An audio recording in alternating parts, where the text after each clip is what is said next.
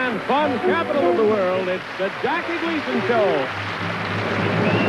And away we go! How sweet it is. That's beautiful. What is that? Ladies and gentlemen, our orchestra leader, Sammy Spears.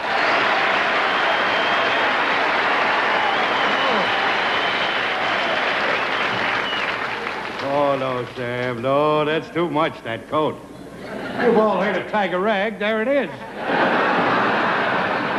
Good night. It was that expensive? Was there a big game hunt? Go and get that coat? Who's your tailor, Frank Buck? See, that is lovely. I gotta get one of those, Sam. You know, I gotta say this for Sam. He's proved to me that honesty is with us. There is honesty in the world today. Sam, earlier this evening, when you people were coming in, found a wallet containing $180 in it. And he gave it to me, and he said, would you please make this announcement? I said, I would. So we have the gentleman who lost this wallet with the $180 in it. If after the show he'll form a double line in the aisle over here...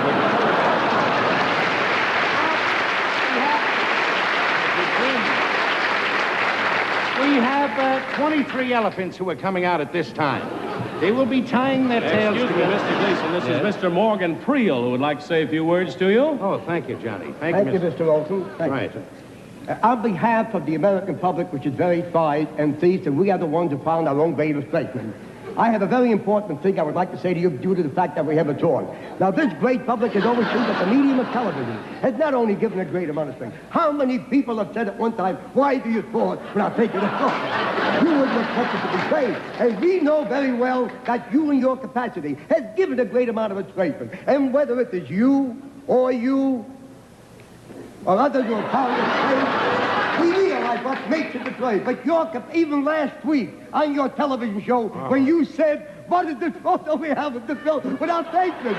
We knew it would be great. And many months ago, you also told the public that we are definitely a stand with what we have in Detroit. Well, that was great. So I have here an award that I would like to read to you, if I may, and it is most important. Certainly. Yeah. To Bob Hope.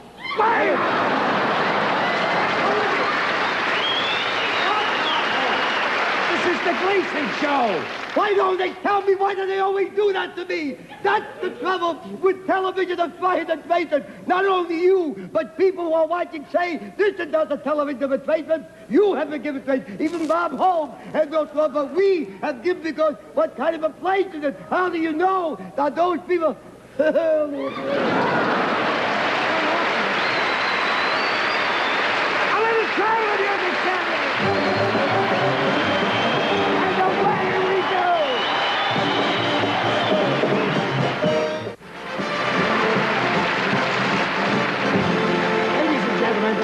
One of the wonders of the modern kitchen is the garbage disposal. The housewife saves considerable time by merely placing her garbage in this machine, conveniently located in her kitchen sink. Many people have wondered just exactly how this intricate mechanism works. The American Scene magazine now takes you to a kitchen in a suburban home and shows you one of these garbage disposals.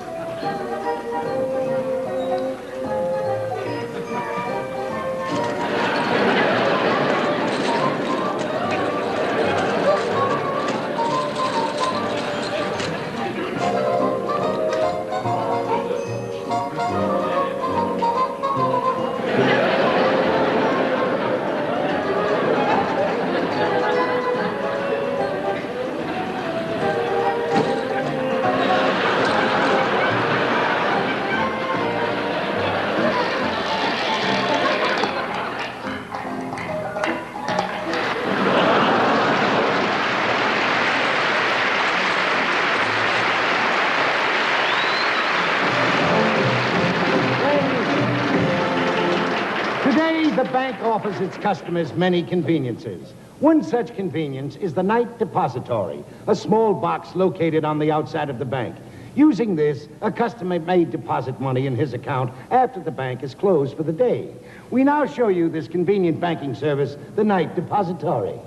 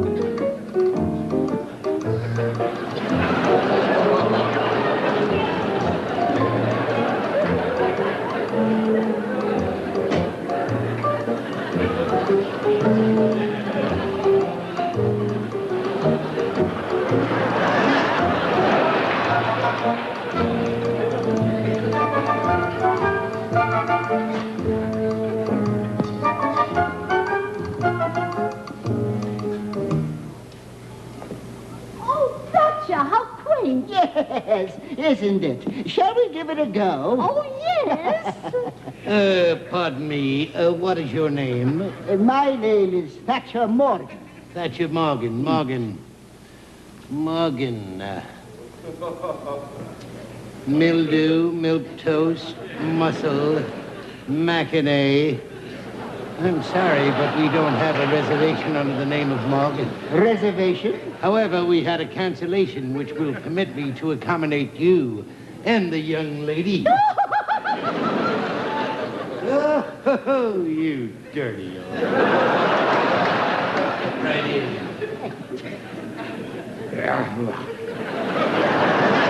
Now, may I suggest bringing the menu? Oh, suppose we leave that to your discretion. Oh, thank you, young lady.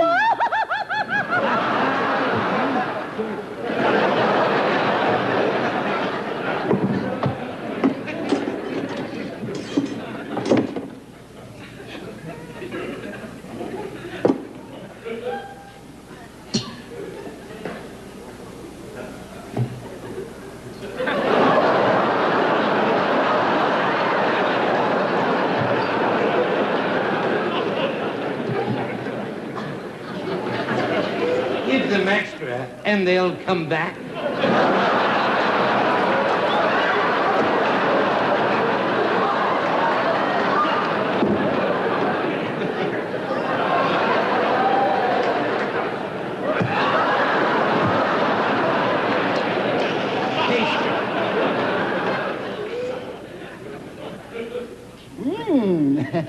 Delicious. Delightful. What guts? My goodness, we'll be late for the theater. Wipe your nose. Can we have our check, please? I'd be delighted to give you your check. What a place here from. There you are, sir. $42. And 39 cents. $42.39. Well, it's the location. We're Central Park South, you know. Let me tell you something, young man. I'm not going to pay it. Well, you give me no alternative but to call the authorities. Perhaps an evening in the Bastille will change your attitude. All right. What's going on here? We have two dead beats here, Clancy. I want to pay the Tabarini, throw them into Clinktown. Okay, both of you, come along with me. Clancy, some sugar for your horse. Reggie! Reggie, darling! Marie, my fiancée. Oh, Reggie, I'm so proud of you for going to work. I'm covered with sauerkraut, my dear. Oh, you look lovely. Although I must say I do miss the old Reggie. Dashing, daring, devil-may-care man of the world. Ooh. Reggie, do you remember how it used to be? Oh, how I wish we could relive those years. Oh, do you remember the orchestra? Playing so beautifully our favorite song. Ta-dam, ta-dee. Say no more, my sweetheart. And our favorite bartender mixing our favorite cocktail. Let's have a little music down now.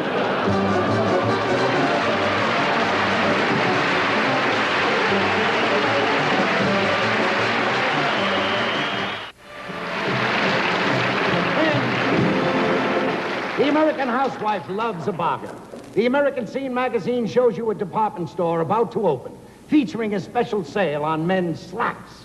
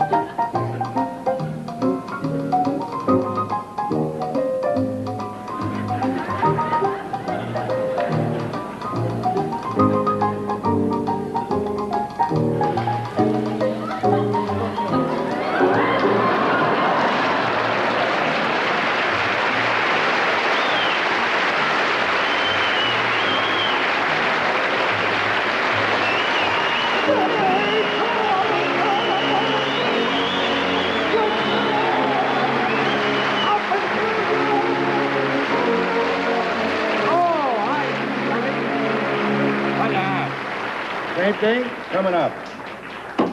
Huh? No, the guy was in last week, but he didn't fix anything.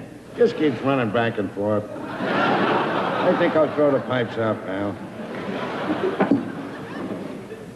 Well, this has been a week for me, Mr. Dennehy, I'll tell you that. A little while ago, there's two guys in here, and they're talking to each other. So one guy says to the other guy, he says, what would you do if you found $1 million? He says, well, it all depends. If it belonged to a poor person, I'd return it.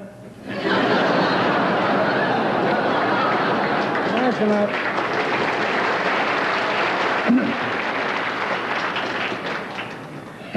Donovan, the cop, was in a little while ago.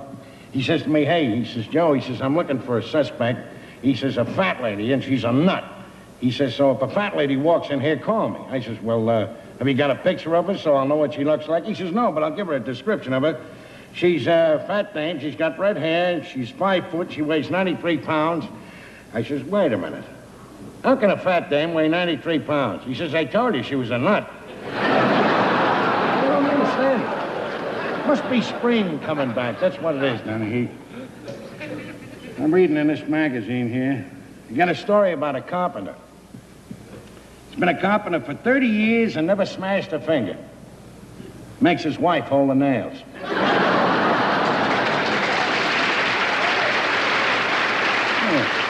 at this here. An ad in the one-ad thing. It says, man wanted to be in complete charge of interplanetary nuclear development of atomic photosynthesis branch of supersonic fission division of astronomic rocket projectiles. No experience necessary.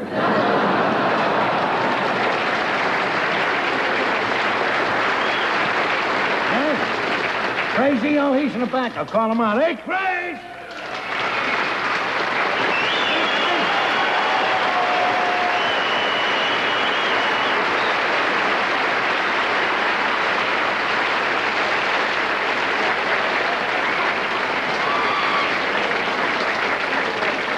Hey, Joe. Hello, Mr. Jayne. Well, how's the world been treating you, Craze? Just terrific, Joe. Yeah? Spring is here. Yeah, spring is here, all right. I was walking through the park the other day, just walking along, whistling, listening to the birds. Then I walked down Highland Avenue, but then I see something with my eyes I can't believe. Right in the middle of the sidewalk is Rennie Callahan and his wife down on their hands and knees playing marbles.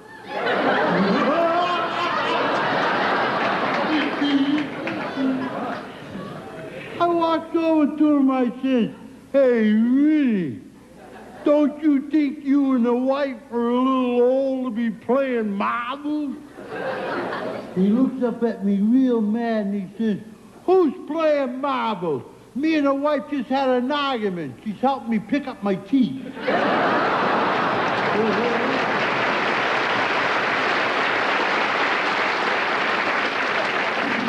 Every time they get in a fight, you know, the mother-in-law comes over. Then she gets to the phone, she says, I'm coming over.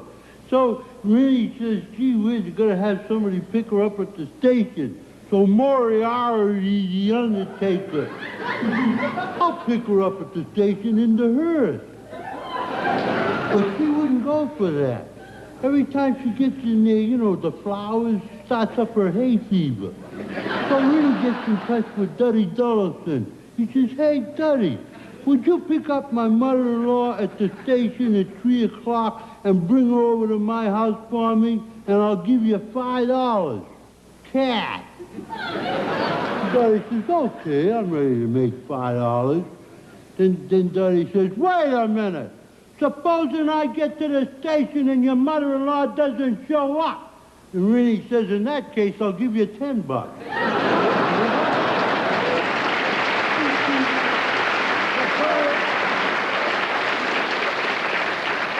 Like Rennie tried to impress the mother-in-law, he throws a cocktail party for her. I I can't stand cocktails. I don't like them, Joe. No? No, I think that cocktails is the silliest invention they ever invented. You know what they do? They put whiskey in it to make it strong. Then they put water in it to make it weak. Tequila in it to make it hot. Ice in it to make it cold. Sugar in it to make it sweet. Lemon in it to make it sour. They raise the glass and say, here's to you, and they drink it themselves. Come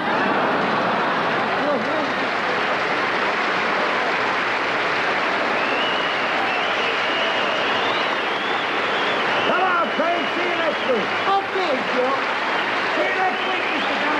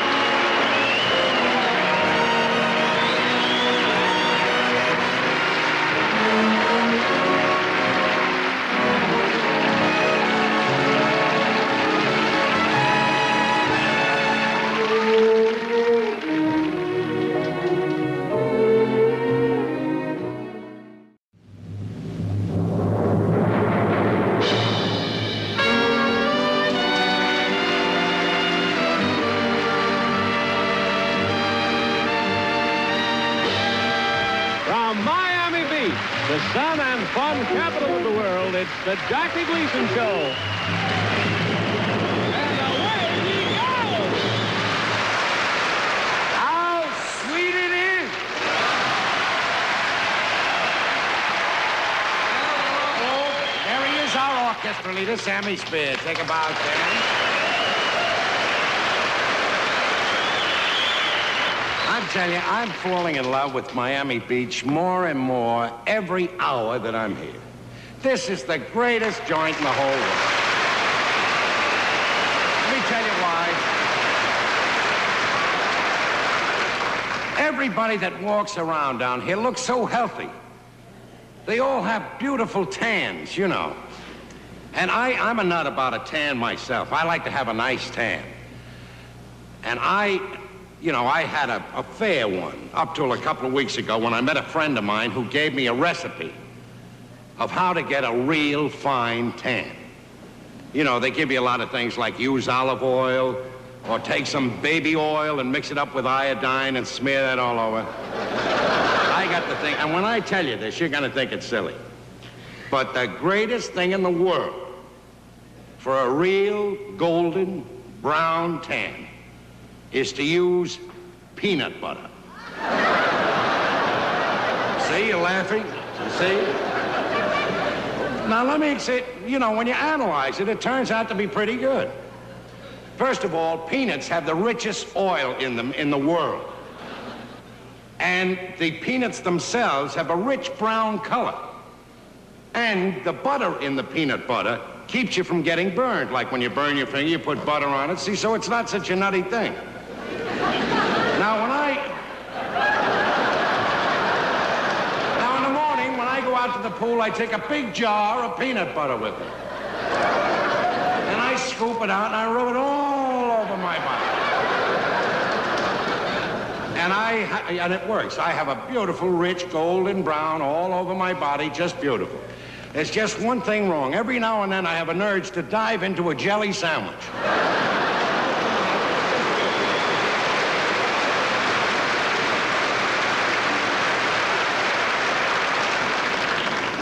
Another thing that kills me about Miami Beach are the tourists who come down here. As soon as they get down here, they start to dress as what they think Miami Beachers dress like. Like they take off their northern clothes, and the women start to put on what they think the ordinary housewife down here wears. Like chartreuse shorts. And a big floppy straw hat. And a blouse with oranges and alligators painted on it. And open-toed straw sandals. that are held on your feet by little beads that go between your toes and everything. But they only do that for a couple of days, and then they look around, they sheepishly take those off, and they put on what the real housewife wears down here. Mink-toed wedgies with an off-the-shoulder moo-moo.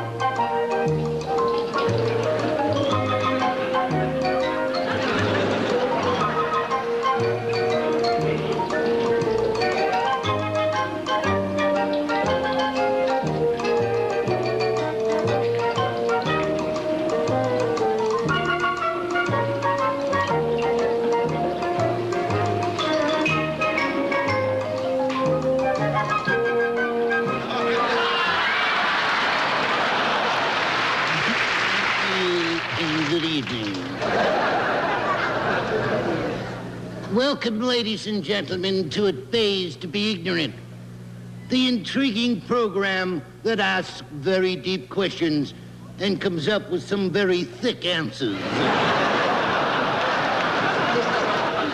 now, the first question was sent in by Miss Patrice Raymond of Matzo Ball, Montana. It's a historical question in two parts. The first part of the question is, what is the name of the man who wrote the Monroe Doctrine? Dr. Perchcote, would you repeat the question if I'm not too elusive? Name the man who wrote the Monroe Doctrine. What kind of a doctor was he? What do you mean, what kind of a doctor? Well, was he a surgeon? Was he a... Oh, we had surgeon for dinner last night. It was adorable. I basted it with horseradish sauce, and I garnished it with marinated hearts of hamburger. Please.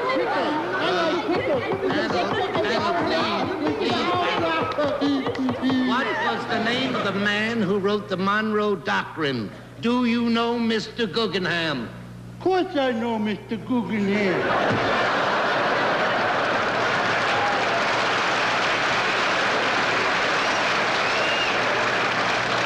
One of the finest men I ever met. He was my father. Although I don't know if he wrote Dr. Monroe or not. He didn't get an answer. Well, what difference does it make anyway? You can't read a doctor's handwriting anyway. Please. I want you to answer this question. What was the name of the man who wrote the Monroe Doctrine? You asked that question before. But I didn't get an answer to it. Didn't get an answer to what? The question. Well, what was the question? Are you sure you're with us tonight? Oh, that's a good question. Who sent that one in?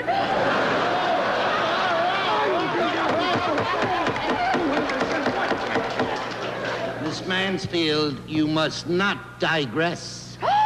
What are you talking about? I would never digress in public. I'd rather perpetrate. Wait a minute. What's perpetrate?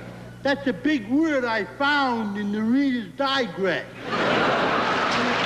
Ladies and gentlemen, I'm so happy to announce that the panel has just missed its 4,025th question. Thank you. So we'll send Mr. McGovern 25 cents. And that's our program for tonight. Panel, will you please say bye-bye to the audience? This is Professor Corey saying, remember, every dog has his day, and every pup has his tent.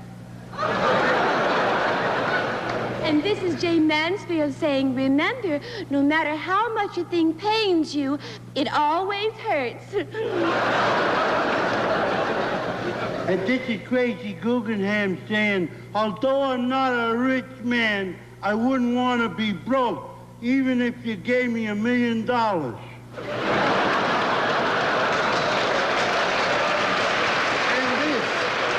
This is Dr. Galbraith Pitchcomb saying a little knowledge is a dangerous thing, and our panel certainly lives dangerously. Good night.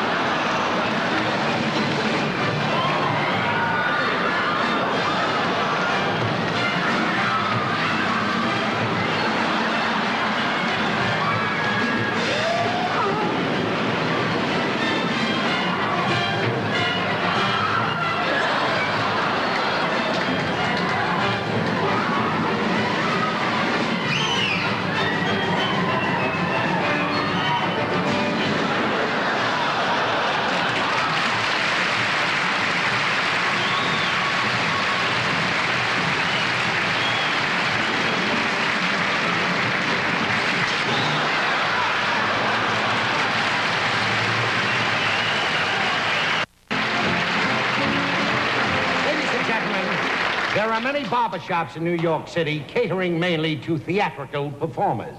Now that the circus is in town, they are particularly busy.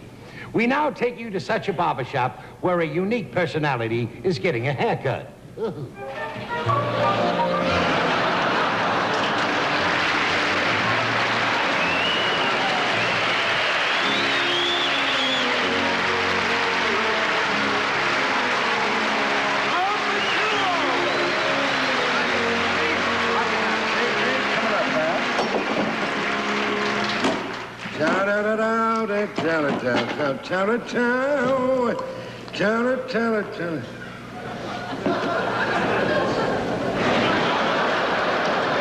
yeah, pot beer. It's good for arthritis. Huh? Ah, nothing. Just hanging around, reading the American Scene magazine. Hey, you gotta dig this. This Dear Miss Fairfax column this week. She says, I took my date to a nightclub, and she went to powder her nose. She still hasn't come back, and that was 3 years ago. What do you suggest? Signed, Bewildered. And she says, Dear Bewildered, next time date a girl with a smaller nose.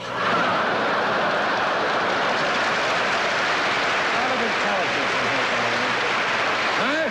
Oh, he's in the back. I'll call him on. Hey, Craze!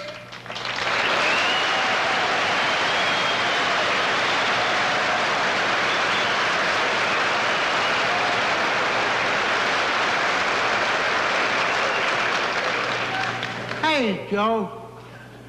Hello, Mr. Johnny. Hey, Joe, you never guess what happened last night. Duddy Dullison, Carl Vitale, Minnie Callahan, and Moriarty, and Paul Mahoney, and Fruity Doody, and Jimmy McHale. The whole gang of us went over to the drive-in theater to see the amateur contest. It was terrific. I won first prize.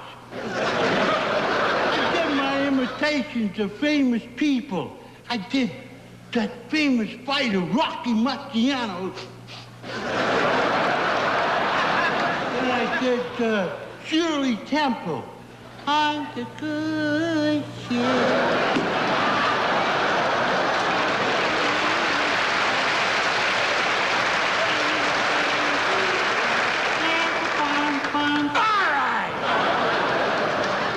Then I did my imitation of Laurel and Hardy and Abbott and Costello and Alfred and Hitchcock. But the one that won first prize was my imitation of Tarzan of the Apes.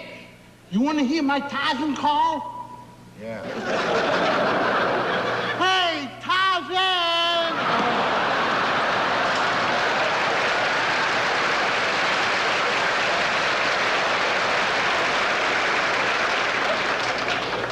Right after the amateur show, Joe, they showed a terrific cowboy movie. Here's the program. The Girl of the Golden West meets the Virginian and the Cisco Kid with the Sons of the Pioneers and the wagon train with Pat Matheson, the Rifleman, the Range Rider, and the Outlaw, and Queen of the OK Corral, and High Noon near Booty Hill. But they were headed off at the pass by the meanest gunslingers vermin to the west of the Pecos and east of Pittsburgh. That's the title.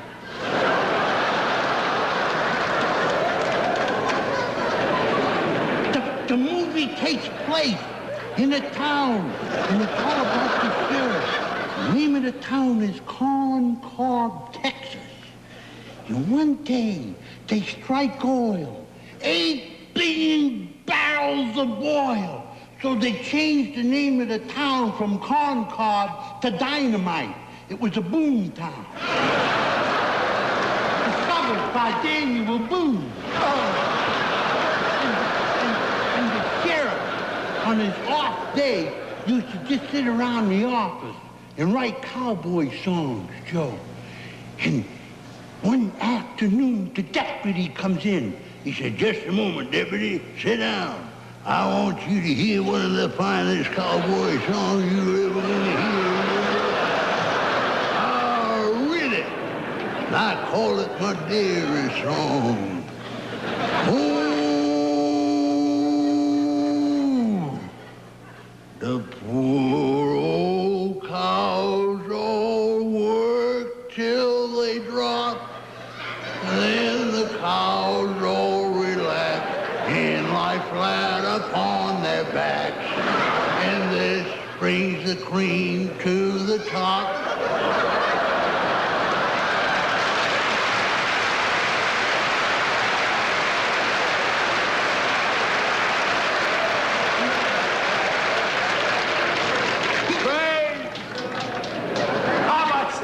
Song for Daddy.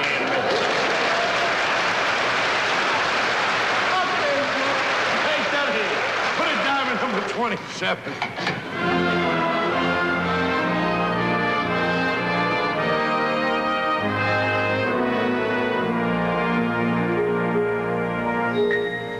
Heart of my heart, I love that melody. Heart of my heart brings back fond memories. When we were kids on the corner of the square, we were rough and ready guys, but oh, how we could harmonize. Heart of my heart, when friends were dearer then. Too bad we had to part. I know a tear would glisten if once more I could listen to that gang that sang Heart of my heart.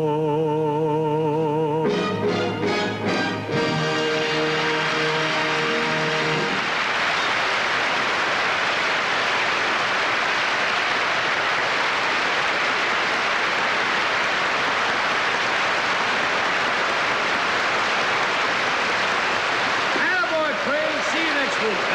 Okay, Joe. See you next week, Mr. Green.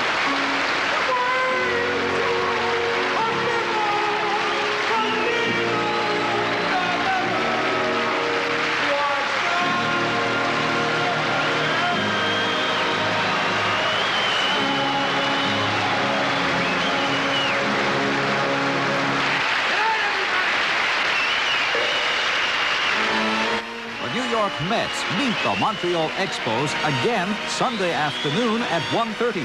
The surprises of those amazing animals can be seen at 5. Now stay tuned for more exciting harness racing from Belmont.